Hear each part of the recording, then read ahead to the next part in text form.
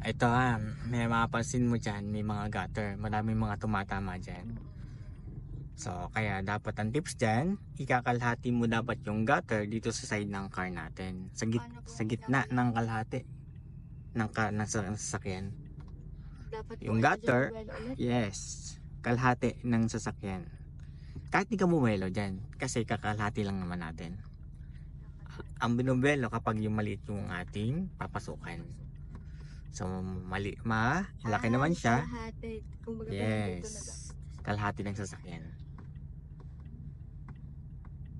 Kasi ito mo, mga nasira na yung gutter dun sa kabila.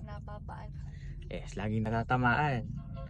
Kaya kung ayaw magasgasan yung gutter, yung ating sasakyan o yung mga mags, mga gulong, so, malayo pa lang, tingnan mo na agad siya.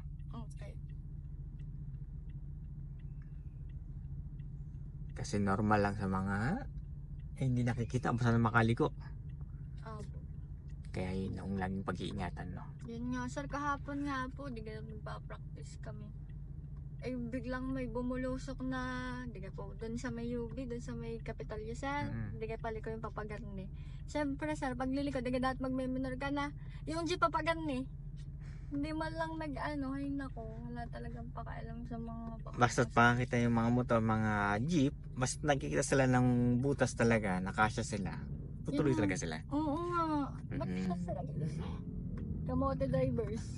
Basta't kasi sila lagi nagmamadali eh. Kaya nga po, sir. So, ito, kalahati ng sasakyan na. Tingin dyan sa left. So, ito, kalahati. Full turn.